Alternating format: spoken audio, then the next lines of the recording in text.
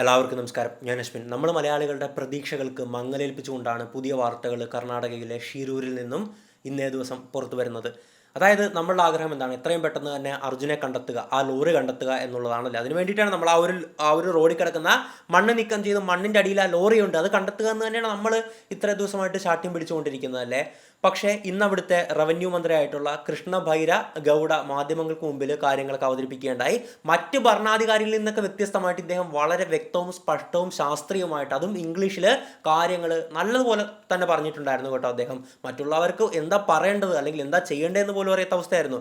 അദ്ദേഹം എന്താ പറഞ്ഞതെന്നറിയാമോ? അദ്ദേഹം പറഞ്ഞ കാര്യങ്ങൾ മാത്രമാണ് ഞാൻ ഷെയർ ചെയ്യുന്നത്, അല്ലാതെ എൻ്റെ ഒരു തരത്തിലുള്ള വ്യക്തിപരമായ അഭിപ്രായമോ കാര്യങ്ങളോ ഒന്നുമില്ല. അദ്ദേഹം പറഞ്ഞത് ഈ മലയിടിഞ്ഞ് റോഡിൽ പതിച്ച മണ്ണുണ്ടല്ലോ, ആ ഒരു മലയുടെ അടിവാരം മുതൽ ആ ഒരു പുഴ വരെ, അതാണല്ലോ കര. ഈ കരയിലുള്ള മണ്ണിൽ, ആ മൺകൂനയിൽ നല്ല നീളത്തിലാണ് കിടക്കുന്നത്, നല്ല കനത്തിൽ വരുന്ന കിടന്നിരുന്നത്. അതിൽ 98% മണ്ണും നീക്കം ചെയ്തു. എത്ര? 98% മണ്ണ് നീക്കം ചെയ്തു. ലോറി അതിൻ്റെ അടിയിലുണ്ടായിരുന്നെങ്കിൽ കണ്ടുപിടിക്കേണ്ട സമയം കഴിഞ്ഞു എന്നാണ് പറയുന്നത്. അതായത് ആ ലോറി റോഡിൽ കാണാനുള്ള, അല്ലെങ്കിൽ നമ്മൾ ആ ഒരു മൺകൂനയുടെ അടിയിൽ കാണുമെന്നാണല്ലോ പ്രതീക്ഷിച്ചത്. നമ്മളെല്ലാവരും ആഗ്രഹിച്ചതും അങ്ങനെ തന്നെയാണ്. ഒരിക്കലും പുഴയിലേക്ക് ആ ലോറി പോകല്ലേ എന്നാണ് ആഗ്രഹിച്ചത്. പക്ഷേ ആ മണ്ണിനടിയിൽ കാണാനുള്ള സാധ്യത വളരെ വളരെ വിരളമാണെന്നുള്ള കാര്യമാണ് റവന്യൂ മന്ത്രിയായിട്ടുള്ള കൃഷ്ണ ഭൈരവ ഗൗഡ ഇന്ന് മാധ്യമങ്ങൾക്ക് മുമ്പിൽ പറഞ്ഞിട്ടുണ്ടായിരുന്നത്. അദ്ദേഹം വെറുതെ ഒരു സ്റ്റേറ്റ്മെന്റ് പറയുകയായിരുന്നില്ല, മറിച്ച് അവിടുത്തെ ഉദ്യോഗസ്ഥരിൽ നിന്നെല്ലാം വ്യത്യസ്തമായിട്ട് ഇത്രയും ദിവസമായിട്ട് നമ്മൾ ആരുടെയും വായിന്ന് അവർക്കൊന്നും പറയാനും അറിയത്തില്ല, ഒന്നും ചെയ്യാനും അറിയത്തില്ല. കളക്ടർ ആകട്ടെ, SP ആകട്ടെ, പോലീസ് ഉദ്യോഗസ്ഥരാകട്ടെ, മറ്റ് റവന്യൂ വകുപ്പിലുള്ള ഉദ്യോഗസ്ഥരാകട്ടെ, അവരൊന്നും ഒന്നും തുറന്ന് പറയുന്നുമില്ല, അവർക്ക് പറയാൻ അറിയത്തുമില്ല. പക്ഷെ അവരിൽ നിന്നൊക്കെ വ്യത്യസ്തമായിട്ട് ഇദ്ദേഹത്തിൻ്റെ ആ ഒരു ലൈവ് ഇൻ്റർവ്യൂ ഞാൻ ഫുള്ള് കണ്ടായിരുന്നു കേട്ടോ. മാധ്യമങ്ങൾക്ക് മുമ്പിൽ കാര്യങ്ങൾ പറയുന്നത് വളരെ വ്യക്തമായിട്ട് സയൻറ്റിഫിക് ആയിട്ട് കറക്റ്റ് കാര്യങ്ങൾ വെച്ചിട്ട് ഒരുപാട് നേരം നിന്ന് അദ്ദേഹം സംസാരിച്ചിട്ടുണ്ടായിരുന്നു. അപ്പോൾ അദ്ദേഹത്തിൻ്റെ വാദത്തെ നമുക്ക് അങ്ങോട്ട് ചുമ്മാ തള്ളിക്കളയാൻ പറ്റുന്നൊന്നല്ല. 98% മണ്ണ് നീക്കം ചെയ്തു എന്ന് അദ്ദേഹം വെറുതെ പറയേണ്ട കാര്യമില്ലല്ലോ. മാത്രമല്ല നമുക്ക് ഇവിടെ സിഗ്നൽസ് ഉണ്ടായിരുന്നത് എവിടെ നിന്നാണ്? ഒന്നാമത്തത് റഡാറിൻ്റെ സിഗ്നൽസ് ആയിരുന്നല്ലേ. ഇന്നലെ ഗ്രൗണ്ട് പെനിട്രേറ്റിംഗ് റഡാർ കൊണ്ടുവന്ന് അവിടെ ടെസ്റ്റ് ചെയ്യുമ്പോൾ അതിൽ 4-5 സിഗ്നൽസ് കിട്ടിയിട്ടുണ്ടായിരുന്നല്ലേ. സിഗ്നൽസ് എന്ന് പറഞ്ഞു കഴിഞ്ഞാൽ ലോറി ആകണമെന്ന് അർത്ഥമില്ല കേട്ടോ. ലോറി ആകാം, വലിയ കല്ലാകാം, ഇലക്ട്രിക് പോസ്റ്റിൻ്റെ കഷ്ണമാകാം, അല്ലെങ്കിൽ വേറെ എന്തെങ്കിലും, ഇപ്പോൾ ലോറിയുടെ എന്തെങ്കിലും പ്ലേറ്റുകളാകാം, അങ്ങനെ എന്തും ആകാം. അങ്ങനത്തെ സിഗ്നൽ കിട്ടിയിട്ടുള്ള സ്ഥലങ്ങളിൽ കോൺസെൻട്രേറ്റ് ചെയ്ത് ഞങ്ങൾ പരിശോധിച്ചു. അവിടുത്തെ മണ്ണക്കം നീക്കം ചെയ്ത് ഓൾറെഡി കഴിഞ്ഞു. അത് കഴിഞ്ഞു കേട്ടോ. കാരണം നമ്മളുടെ ചാനൽസ്, മലയാളി ചാനൽസ്, റിപ്പോർട്ടർ എല്ലാം അവിടെ ലൈവായിട്ട് ടെലികാസ്റ്റ് ചെയ്തുകൊണ്ടിരിക്കുമായിരുന്നു. ഇന്ന് രാവിലെ മുതൽ ഇപ്പോഴും ടെലികാസ്റ്റ് നടന്നുകൊണ്ടിരിക്കുകയാണ്. അപ്പോൾ അതിൽ നമുക്ക് കാണാൻ സാധിക്കും ആ ഒരു സ്പേസ് ഒക്കെ ഫുള്ള് ക്ലിയർ ചെയ്തു, അതിലൊന്നും ലോറിയില്ല. ഇനി ആകെപ്പാടെയുള്ള സ്പേസ്, കരയിലുള്ള സ്പേസ് എന്ന് പറയുന്നത് ഈ മലയോട് ചേർന്ന് കുറച്ച് മൺകൂനകൾ രൂപപ്പെട്ടിട്ടുണ്ട്. അത് നമുക്ക് സയൻറ്റിഫിക്കലി ഇപ്പോൾ നീക്കം ചെയ്യാൻ സാധിക്കില്ല. അത് നീക്കം ചെയ്യുവാണെങ്കിൽ ബാക്കിയുള്ള മണ്ണ് കൂടെ ഇടിഞ്ഞു പോരും. ഇത് പറയുന്ന അദ്ദേഹമല്ല, അദ്ദേഹത്തിൻ്റെ സ്വന്തം അഭിപ്രായമല്ല, മറിച്ച് ജിയോളജിക്കൽ സർവേ ഓഫ് ഇന്ത്യ തന്നെ പറഞ്ഞിട്ടുള്ള കാര്യമാണ്. കാരണം ഇത്രയും മണ്ണിടിഞ്ഞ് നിൽക്കുകയാണ്, മണ്ണ് വളരെ ഫ്രജൈലായി നിൽക്കുകയാണ്. നമ്മൾ ഓൾറെഡി തന്നെ ഇത്രയും മണ്ണ് അവിടുന്ന് മാറ്റി. അപ്പോൾ ബാക്കി ആ ഒരു സൈഡിലുള്ള മൺകൂന കൂടെ മാറ്റുമെങ്കിൽ മുകളിലുള്ള കംപ്ലീറ്റ് മല വീണ്ടും താഴത്തേക്ക് ഇടിഞ്ഞു പോകുന്ന വളരെ അപകടകരമായിട്ടുള്ള ഒരു സാഹചര്യമാണ് അവിടെ നിലനിൽക്കുന്നത്. അതുകൊണ്ട് അത് മാറ്റരുത്, പരമാവധി ഇത്രയും മതി എന്ന് ജിയോളജിക്കൽ സർവേ ഓഫ് ഇന്ത്യയുടെ റിപ്പോർട്ടുമുണ്ട്. അപ്പോൾ അതിൻ്റെ അടിസ്ഥാനത്തിൽ ഇനി അത് മാറ്റാൻ സാധിക്കില്ല. പക്ഷേ നമ്മളിവിടെ മനസ്സിലാക്കേണ്ട കാര്യം എന്തെന്ന് പറഞ്ഞു കഴിഞ്ഞാൽ, ഇനി ഏതാനും കുറച്ച് മൺകൂന മാത്രമാണല്ലോ മാറ്റാനുള്ളത്. അതിൻ്റെ അടിയിൽ നിന്ന് നമുക്ക് കണ്ടെത്തേണ്ട വസ്തു എന്താണ്? ചെറിയ ഒരു സാധനമല്ല, ചെറിയൊരു കുഞ്ഞ് ബൈക്ക് പോലത്തെ ഒരു വസ്തുവല്ല, മറിച്ച് ഭാരത് ബെൻസിൻ്റെ വലിയ ലോറിയാണ്. 35-23 എന്ന് പറയുന്ന വലിയ ലോറിയാണ് കണ്ടെത്തേണ്ടതല്ലേ. അപ്പോൾ മന്ത്രി കൃത്യമായി പറയുന്നുണ്ട്, ഈ ഒരു മൺകൂനയുടെ അടിയിലോ അല്ലെങ്കിൽ അതിൻ്റെ പരിസരത്തെങ്ങാനും ലോറി ഉണ്ടെങ്കിൽ അത് ചെറിയ വസ്തുവല്ല, അതിൻ്റെ ഒരു അംശമെങ്കിലും നമുക്ക് കാണാൻ സാധിക്കേണ്ടതല്ലേ. അത് വളരെ വ്യക്തമായിട്ടുള്ള, വളരെ ലോജിക്കലായിട്ടുള്ള ഒരു ക്വസ്റ്റ്യൻ ആണത്. ഈ ഭാരത് ബെൻസിൻ്റെ 35-23 എന്ന് പറയുന്ന ലോറിയുടെ അളവുകൾ ഞാൻ പറയാം. അതിൻ്റെ നീളം 10 മീറ്ററിന് മുകളിലുണ്ട്. ഓക്കെ, അത്രയും നീളത്തിലാണ് ആ ലോറി കിടക്കുന്നത്. അതിൻ്റെ വീതി എന്നുള്ളത് 2.5 മീറ്റർ ഉണ്ട്. അതിൻ്റെ ഉയരം എന്നുള്ളത്, അതായത് ആ റോഡ് മുതൽ അതിൻ്റെ ഏറ്റവും വലിയ ടോപ്പ് പോയിന്റ് ഉണ്ടല്ലോ അവിടം വരെയുള്ള ഉയരം എന്ന് പറയുന്നത് 3 മീറ്റർ ഉണ്ട്. അപ്പോൾ ഇത്രയും വലിയ വസ്തുവാണ്. ഈ കണക്കുകളൊക്കെ വിട്. ഞാനിവിടെ ചിത്രത്തിൽ കാണിച്ചിട്ടുള്ള ലോറി നിങ്ങൾ നമ്മുടെ റൂട്ടിൽ എപ്പോഴും പോകുന്നത്, നമ്മളെല്ലാം കണ്ടിട്ടുള്ളതാണ്. അത്രയും വലിയൊരു വസ്തുവാണ് കണ്ടെത്തേണ്ടത്, അല്ലാതെ ചെറിയൊരു ബൈക്ക് പോലത്തെ വസ്തുവല്ല. അപ്പോൾ അത് ഈ പറയുന്ന, അതായത് നീക്കം ചെയ്യാൻ ബാക്കിയുള്ള മൺകൂനയുടെ അടിയിലുണ്ടായിരുന്നെങ്കിൽ ഉറപ്പായിട്ട് നമുക്ക് കണ്ടെത്തേണ്ട സമയം കഴിഞ്ഞുവെന്നാണ് മന്ത്രി പറയുന്നത്. ഈ ഒരു വളരെ ഗൗരവമേറിയ പോയിന്റിൽ നിന്നും മന്ത്രിയും നമ്മളുടെ രക്ഷാദൗത്യ സംഘങ്ങളും NDRF, SDRF, അതുപോലെ ആർമിയുണ്ട്, നേവിയുണ്ട്, നമ്മുടെ രഞ്ജിത്ത് ഇസ്രായേലുണ്ട്, അവിടെ അങ്ങനെ എല്ലാവരും ഉണ്ടല്ലോ. അവരും നമ്മളുടെ മാധ്യമങ്ങളെല്ലാം ഒരു നിഗമനത്തിലേക്ക് വരുന്നത് സാധ്യതയാണ് കേട്ടോ, ഉറപ്പിച്ചില്ല. ഒഫീഷ്യൽ സ്റ്റേറ്റ്മെൻറ്റ് കിട്ടിയാൽ നമുക്ക് എന്തും ഒഫീഷ്യലി പറയാൻ പറ്റത്തുള്ളൂ. പക്ഷേ നിങ്ങൾക്ക് നോക്കിക്കഴിഞ്ഞാൽ അറിയാം, മന്ത്രി തന്നെ മുമ്പോട്ട് വയ്ക്കുന്ന ഒരു നിഗമനം എന്ന് പറയുന്നത്, ഈ അർജുൻ്റെ ലോറി ഉണ്ടായിരുന്നല്ലോ, അതിനൊപ്പം ഉണ്ടായിരുന്ന ടാങ്കർ പുഴയിലാണ് കണ്ടെത്തിയിട്ടുണ്ടായിരുന്നത് അല്ലേ. ആ പുഴയിൽ ആ ഡ്രൈവറുടെ മൃതദേഹവും പുഴയിൽ നിന്ന് കണ്ടെടുക്കുകയുണ്ടായി. ആ ലോറി പോലെ ഇതും ഗംഗാവാലി പുഴയിലേക്ക് പോയിട്ടുണ്ടാകാം എന്നുള്ള ഒരു നിഗമനത്തിലേക്കാണ് ഇപ്പോൾ അൺഒഫീഷ്യലി അനൗദ്യോഗികപരമായിട്ട് ഇപ്പോൾ നമ്മളുടെ രക്ഷാദൗത്യ സംഘമാണെങ്കിലും മാധ്യമങ്ങളാണെങ്കിലും എത്തിച്ചേരുന്നത്. ഇത് പുഴയിലേക്ക് പോകാനുള്ള സാധ്യതകൾ നമ്മൾ തള്ളിക്കളഞ്ഞത് ഏത് പോയിന്റിൽ നിന്നായിരുന്നു? ഇന്നലെ നമ്മൾ സംസാരിച്ചിട്ടുണ്ടായിരുന്നു, ഈ ലോറിയുടെ ഭാരം കണക്കിലെടുത്തുകൊണ്ടാണ്. ഈ ലോറിക്ക് നല്ല ഭാരമുണ്ട്, മാത്രമല്ല ഇതിൽ അതേ സമയത്ത് ലോഡ് ഉണ്ടായിരുന്നു. ഇപ്പോൾ ലോഡിൻ്റെ ഒഫീഷ്യൽ കണക്കൊക്കെ പുറത്തു വന്നിട്ടുണ്ട്. 1.5 മീറ്റർ നീളത്തിൽ 40 ടൺ ഭാരമുള്ള മരക്കഷ്ണങ്ങളായിരുന്നു. അതിനെ കട്ട് പീസ് എന്നാണ് പറയുന്നത്. ചെറിയ ചെറിയ മരക്കഷ്ണങ്ങളാണ്. അങ്ങനെ 300ഓളം വരുന്ന മരങ്ങളുടെ തടിക്കഷ്ണങ്ങൾ അതിൻ്റെ അകത്തുണ്ടായിരുന്നു. അതിൻ്റെ ഭാരം 40 ടണ്ണോളം വരുന്നുണ്ട്. അതായത് 40,000-ഓളം kg ഭാരം ഉണ്ടാകും. ചിലപ്പോൾ അത് ലോറിയുടെ കൂടെ പ്ലസ് ആയിരിക്കാം കേട്ടോ. എന്തായാലും ഇത്രയും ഭാരമുള്ള ഒന്നിനെ ആ ഒരു മണ്ണിടിച്ചിലിന് നീക്കാൻ പറ്റില്ല എന്ന് ഒരു അനുമാനമാണ് നമ്മൾ വിചാരിച്ചിട്ടുണ്ടായിരുന്നത്. ഇവിടെ നമ്മൾ മനുഷ്യർ പഠിക്കേണ്ട ഒരു കാര്യം കൂടെയുണ്ട്, പ്രകൃതിയുടെ ശക്തി. ആ മണ്ണിടിച്ചിൽ തകർത്തെറിഞ്ഞു പോയത് ഒരു ടാങ്കർ ലോറിയായിരുന്നു. ഒരിക്കലും ഞാൻ ഈ ലോറി പോയി എന്ന് പറയുന്നില്ല, പക്ഷെ അങ്ങനെ നിഗമനം നടത്തിയാൽ മാത്രമല്ലേ പുഴയിൽ സെർച്ച് നടത്തത്തുള്ളൂ.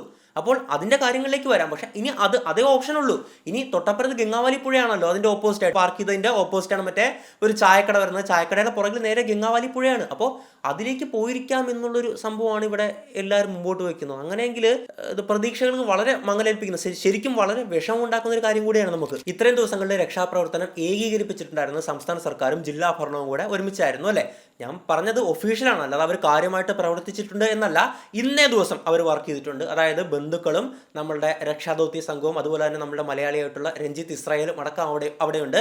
അപ്പോൾ അവരൊക്കെ പറയുന്ന തരത്തിൽ അവരുടെയൊക്കെ ഇൻസ്ട്രക്ഷൻ കണക്കിലെടുത്തുകൊണ്ട് വളരെ വേഗത്തിൽ മണ്ണ് നീക്കം ചെയ്യുകയും ഒക്കെ ചെയ്തു. ഇന്ന് അവർ പറയുന്ന രീതിയിൽ തന്നെ പരിശോധിച്ചിട്ടുണ്ടായിരുന്നു. പക്ഷേ ഇത്ര ലേറ്റ് ആയി കേട്ടോ, എന്തൊക്കെ പറഞ്ഞു കഴിഞ്ഞാലും. അപ്പോൾ ഈ പരിശോധനകൾ സംസ്ഥാന സർക്കാരിൻ്റെ ജില്ലാ ഭരണകൂടത്തിൻ്റെയും ഏകീകരണത്തിലായിട്ട് നടത്തിയിരുന്നെങ്കിൽ നാളെ മുതൽ പരിശോധനകൾ നടത്താൻ പോകുന്നത് ഇന്ത്യൻ ആർമിയും ഇന്ത്യൻ നേവിയും ഒരുമിച്ചാണ്. ഇനി ഈ ഒരു രക്ഷാപ്രവർത്തനത്തിന്റെ കംപ്ലീറ്റ് ചുമതലകൾ ഈ 2 സേനകളിലേക്കാണ് വരുന്നത്. പുഴയിലേക്ക് പോയതിന്റെ സാധ്യതകളെ പറ്റി പറയുന്ന മുമ്പ് ഇവിടെ നമുക്ക് ലഭിച്ച ഇലക്ട്രോണിക് സിഗ്നൽസുകളെ പറ്റി ഒന്ന് സംസാരിച്ചു പോകും. ഒന്നാമത്തത് ഈ ഗ്രൗണ്ട് പെനിട്രേറ്റിംഗ് റഡാറിന്റെ സിഗ്നൽസ് ആണ്. 4-5 സിഗ്നൽസ് കിട്ടിയിട്ടുണ്ട്. പക്ഷേ ഞാൻ ആദ്യം പറഞ്ഞ പോലെ തന്നെ അത് ഒരിക്കലും വാഹനമാകണമെന്നില്ല. കല്ലായാലും അല്ലെങ്കിൽ ഒരു ഇലക്ട്രിക് പോസ്റ്റിന്റെ കഷ്ണമായാലും എന്തെങ്കിലും മെറ്റൽ കഷ്ണമായാലും ഒക്കെ തന്നെ ഡിറ്റക്ട് ചെയ്യും. ആ സ്പോട്ടിൽ കൃത്യമായിട്ട് അന്വേഷിച്ചിട്ടുണ്ട്. രണ്ടാമത്തത് നമ്മൾ കേട്ടത് ആ ലോറിയുടെ GPS ലൊക്കേഷൻ ട്രാക്ക് ചെയ്യാൻ പറ്റിയിട്ടുണ്ടായിരുന്നു. ഭാരത് ബെൻസ് പറഞ്ഞു ആ ഒരു സ്പോട്ടിൽ തന്നെയാണ് ആ ലോറി ഉള്ളത് എന്നുള്ളതാണ് അല്ലേ. പക്ഷേ നമ്മളിവിടെ മനസ്സിലാക്കേണ്ട കാര്യം, ഭാരത് ബെൻസിന്റെ ഈ മോഡൽ GPS വർക്ക് ചെയ്യുന്നത് എങ്ങനെയാണ്, അതിൻ്റെ തന്നെ ഒരു ഭാരത് ബെൻസിന്റെ എക്സിക്യൂട്ടീവ് തന്നെ അതൊരു ഇന്റർവ്യൂവിൽ വിവരിക്കുന്നുണ്ടായിരുന്നു. അതായത് വണ്ടി സ്റ്റാർട്ടാക്കുമ്പോൾ മാത്രമുള്ള GPS സിഗ്നൽ കിട്ടത്തുള്ളൂ. വണ്ടി ഓഫായി കഴിഞ്ഞ് കഴിഞ്ഞാൽ GPS സിഗ്നൽ കിട്ടത്തില്ല. അതായത് അർജുൻ അവിടെ വണ്ടി കൊണ്ട് പാർക്ക് ചെയ്ത് വണ്ടി താക്കോൽ ഓഫാക്കുമല്ലോ, GPS സിഗ്നലും കട്ടാവും. ലാസ്റ്റ് ലൊക്കേഷൻ എവിടെയാണ്? അവിടെ തന്നെയാണ്. വണ്ടി പാർക്ക് ചെയ്ത് അവിടെ തന്നെയാണല്ലോ. അതിന് ദൃസാക്ഷികളുണ്ട്. ഇപ്പോൾ ലേറ്റസ്റ്റ് ആയിട്ട് ഒരു മലയാളി ദൃസാക്ഷി ഡ്രൈവർ വന്നിട്ടുണ്ട്. അദ്ദേഹം അർജുൻ്റെ വണ്ടി സ്പോട്ട് ചെയ്തിട്ടുണ്ടായിരുന്നു. കുറച്ച് നേരം മുമ്പാണ് അദ്ദേഹം വണ്ടി എടുത്ത് അവിടുന്ന് പോയത്. അതുകൊണ്ട് മാത്രം താൻ രക്ഷപ്പെട്ടു എന്ന് അദ്ദേഹം ഒരു മാധ്യമങ്ങൾക്ക് ഈ ഫോൺ വിളിച്ച് സംസാരിക്കുമല്ലോ, അതിൻ്റെ അകത്ത് പറഞ്ഞിട്ടുണ്ടായിരുന്നു. എന്തായാലും അർജുൻ വണ്ടി പാർക്ക് ചെയ്തിട്ടുള്ളത് അവിടെയാണ്. അപ്പോൾ ലാസ്റ്റ് GPS ലൊക്കേഷൻ എവിടെയാണെന്ന് വെച്ച് കഴിഞ്ഞാൽ അവിടെ തന്നെയാണ്. ഈ വണ്ടി അവിടുന്ന് സ്റ്റാർട്ട് ചെയ്യാതെ നീങ്ങിക്കഴിഞ്ഞ് കഴിഞ്ഞാൽ അതിൻ്റെ GPS ലൊക്കേഷൻ കിട്ടത്തില്ല. സ്റ്റാർട്ട് ചെയ്യാതെ എങ്ങനെയാണ് വണ്ടി നീങ്ങുന്നത്? ഒന്നാമത്തെ പോസിബിലിറ്റി നമുക്കറിയാമല്ലോ, ഈ മണ്ണിടിച്ചിൽ വണ്ടിയെ നീക്കാൻ സാധിക്കും. മറ്റൊരു ഉദാഹരണം നോക്കുക. ഇപ്പോൾ വണ്ടി അവിടെ പാർക്ക് ചെയ്തു, താക്കോൽ ഓഫ് ചെയ്തു, ഇറക്കത്തിലാണ് പാർക്ക് ചെയ്തത്, ഹാൻഡ് ബ്രേക്ക് ഇട്ടില്ല എന്ന് വിചാരിക്കുക, വണ്ടി തനിയെ ഉരുണ്ട് പോകുകയെന്ന് വിചാരിക്കുക. GPS ലൊക്കേഷൻ മൂവ് ആവുന്നതായി കാണിക്കും. ഇല്ല, വണ്ടി എവിടെ വെച്ചാണോ താക്കോൽ ഓഫ് ചെയ്തത് ലാസ്റ്റ് പൊസിഷൻ അതായിരിക്കും. അപ്പോൾ അത് നോക്കുവാണെങ്കിൽ കൃത്യമാണ്. അർജുൻ വണ്ടി അവിടെ പാർക്ക് ചെയ്തിട്ടുണ്ട്. പക്ഷേ വണ്ടി ഈ ഒരു മണ്ണിടിച്ചിൽ തള്ളി നീക്കി കൊണ്ടുപോയിട്ടുണ്ടെങ്കിൽ അതൊരിക്കലും ട്രാക്ക് ചെയ്യാൻ നമുക്ക് സാധിക്കില്ല. മൂന്നാമത്തത് അർജുൻ്റെ ഫോൺ റിങ് ചെയ്തതാണ്. അർജുൻ്റെ ഭാര്യ അർജുനെ വിളിക്കുന്നുണ്ട്. അപ്പോൾ 2 ഫോണുണ്ട്. രണ്ടാമത്തെ ഫോണിൽ ആദ്യം വിളിച്ചപ്പോൾ റിങ് ആയില്ല, പിന്നീട് വിളിച്ചപ്പോൾ ആ ഫോൺ റിങ് ആയെന്ന് കൃത്യമായി പറയുന്നുണ്ട്. അങ്ങനെ നമ്മളുടെ അവിടുത്തെ അധികാരികൾ ബന്ധപ്പെട്ട് ഈ ഒരു കോള് കണക്റ്റ് ആയോ എന്നുള്ളതിന് ഡാറ്റ എടുക്കുകയാണ്. കൃത്യമായിട്ട് ഡാറ്റ കിട്ടി, കോള് കണക്റ്റ് ആയിട്ടുണ്ടായിരുന്നു. പക്ഷേ നിങ്ങൾക്കറിയാം, ഒരു സെൽഫോൺ ടവർ വെച്ചിട്ട് നമുക്ക് ഒരിക്കലും എക്സാക്റ്റ് പൊസിഷൻ ഡിറ്റക്ട് ചെയ്യാൻ പറ്റില്ല. നമുക്ക് ആ ടവർ വൈസ് ലൊക്കേഷനെ കണ്ടെത്താൻ പറ്റത്തുള്ളൂ, അതിൻ്റെ റേഡിയസ് കണ്ടെത്താൻ സാധിക്കും.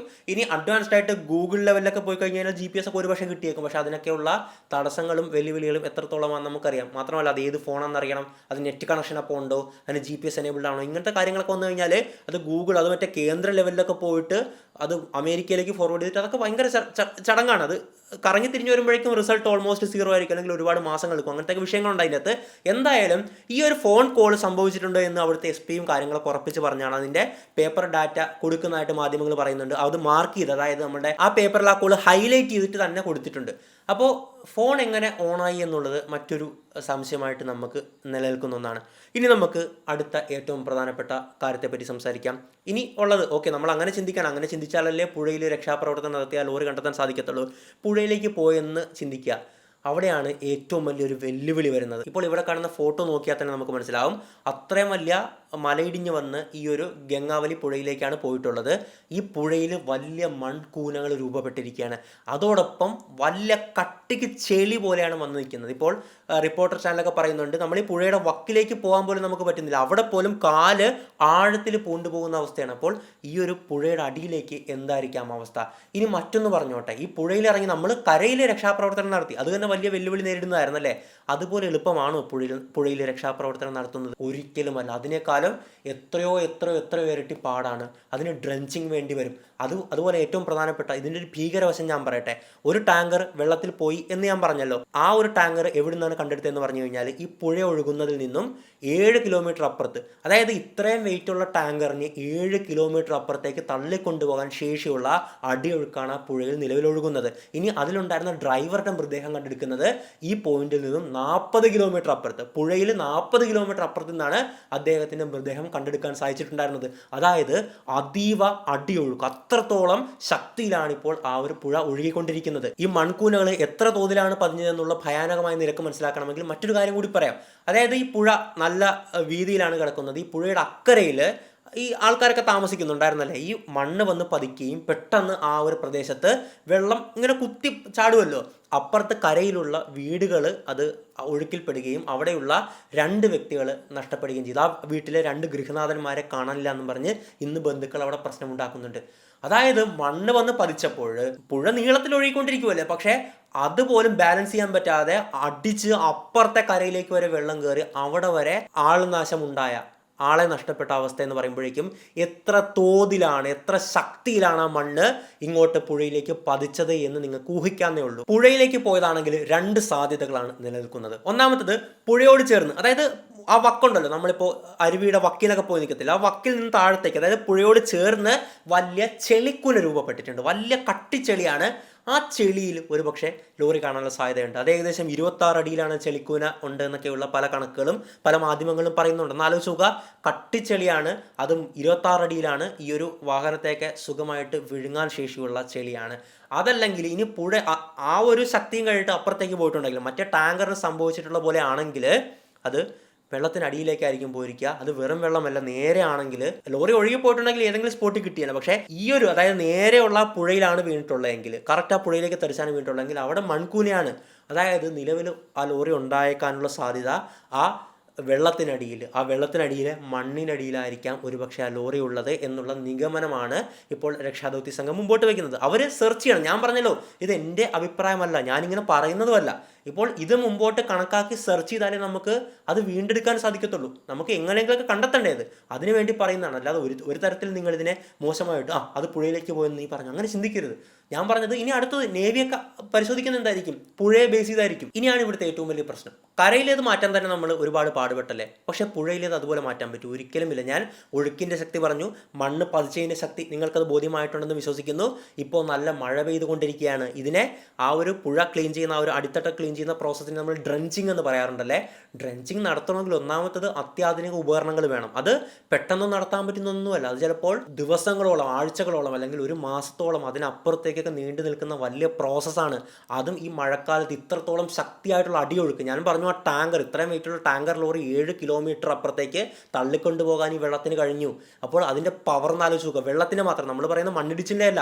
അപ്പോൾ അത്രയും ഒഴുക്കുള്ള ഒരു സ്ഥലത്ത് ഡ്രഞ്ചിങ് നടത്തുക എന്ന് പറയുന്നത് തന്നെ ഇപ്പോൾ ഒട്ടും പ്രാക്ടിക്കൽ അല്ല. ഓക്കെ, അവർ ചെയ്യുമായിരിക്കും, ഹൈ റിസ്ക് എടുത്തൊക്കെ ചെയ്യുമായിരിക്കും. ഇന്ത്യൻ ആർമി, നേവിയൊക്കെയാണ്, അവർക്ക് അത്രയും യുദ്ധകാലാടിസ്ഥാനത്തിൽ അല്ലെങ്കിൽ യുദ്ധസമാനമായിട്ടുള്ള സാഹചര്യങ്ങളിൽ വർക്ക് ചെയ്യാൻ കേപ്പബിലിറ്റി ഉള്ളതാണ് നമ്മളുടെ സൈന്യം, നമുക്കറിയാമല്ലേ. അവർ ചെയ്യും. ഓക്കെ, അവരുടെ ജീവൻ അപകടത്തിൽപ്പെടാതെ അവർ ചെയ്യട്ടെ, നമുക്ക് അതിനുവേണ്ടി പ്രാർത്ഥിക്കാം. അതല്ലേ നമുക്ക് ഇവിടെ ഇരുന്ന് ചെയ്യാൻ പറ്റത്തുള്ളൂ അല്ലേ. അപ്പോൾ പക്ഷേ ഡ്രഞ്ചിങ് ക്രോസിംഗ് എന്ന് പറയുന്ന പ്രോസസ്സ് അത്രത്തോളം ഡിഫിക്കൽട്ടി ഉള്ള ഒരു സമയമാണിത്. ഈ മഴക്കാലത്ത് ഇത്രത്തോളം ശക്തിയായിട്ട് അടിയൊഴുക്കുള്ള ഒരു സമയത്ത്, അതും 20-26 അടിയിൽ ചെളിക്കൂനകൾ, വലിയ മൺകൂനകൾ ആ പുഴയിൽ രൂപപ്പെട്ട് കിടക്കുകയാണ്. വലിയ പാട് തന്നെയാണ്. ഒരു കാര്യം കൂടിയാണ് പറയാനുള്ളത്, നമ്മൾ കരയിലേക്ക് വരുവാണെങ്കിൽ കുറച്ച് ഭാഗം മാത്രമാണ് നിലവിൽ അവിടെ സെർച്ച് ചെയ്യാനുള്ളത്.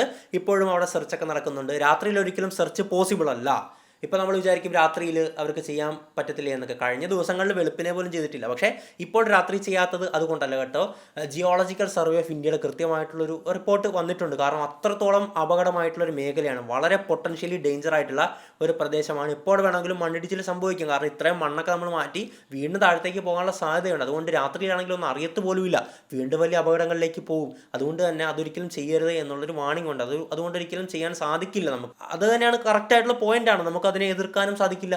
കാരണം രാത്രിയിലും ഇതിനേക്കാളും വലിയൊരു അപകടം സംഭവിച്ചു കഴിഞ്ഞ് കഴിഞ്ഞാൽ അതിന് ഉത്തരവാദി ആരായി മാറും? നിർബന്ധം പിടിക്കുന്ന നമ്മളായി മാറും. അത് വേണ്ട. രാവിലെ സെർച്ച് ചെയ്യട്ടെ, ഓക്കെ, കറക്റ്റായിട്ട് സെർച്ച് ചെയ്താൽ മാത്രം മതി നമുക്ക്, നമ്മൾ അത്ര ആഗ്രഹിക്കുന്നുള്ളൂ. പക്ഷേ അപ്പോഴും ഞാൻ ആദ്യം പറഞ്ഞ പോയിന്റിലേക്ക് തിരികെ പോവുകയാണ്. അതായത് ലോറിയാണ് കണ്ടെത്തേണ്ടത്, അല്ല ചെറിയ ബൈക്കോ സൈക്കിളോ പോലുള്ള വസ്തുക്കളല്ല.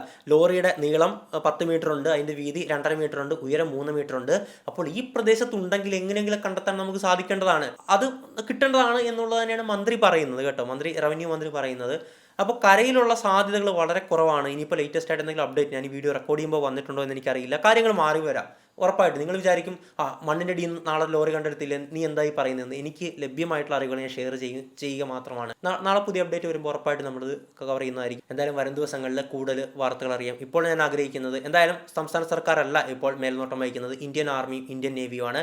അവർക്ക് കൃത്യമായിട്ട് അപകടം കൂടാതെ രക്ഷാപ്രവർത്തനം നടത്താനുള്ള അനുഗ്രഹം ഉണ്ടാകട്ടെ, അവർക്ക് അതിന് സാധിക്കട്ടെ, ഒരു തരത്തിലുള്ള അപകടവും അവർക്ക് സംഭവിക്കാതിരിക്കട്ടെ എന്നുള്ള പ്രാർത്ഥന മാത്രമാണ് എനിക്കുള്ളത്. കാരണം അവരൊക്കെ നമ്മുടെ രാജ്യത്തെ സേവിക്കുന്നവരാണ്, നമ്മളെ സംരക്ഷിക്കുന്നവരാണ്. അവർക്കൊന്നും ഒരു അപകടം സംഭവിച്ചുകൂടാ. അപ്പോൾ ഇത്രയും മാത്രമാണ് ഈ ഒരു വീഡിയോയിൽ പറയാനുള്ളത്. മറ്റൊരു വീഡിയോയിൽ മറ്റൊരു വിഷയമായിട്ട് നമുക്ക് വീണ്ടും കാണാം. It's me Ashwin Madappally, signing out.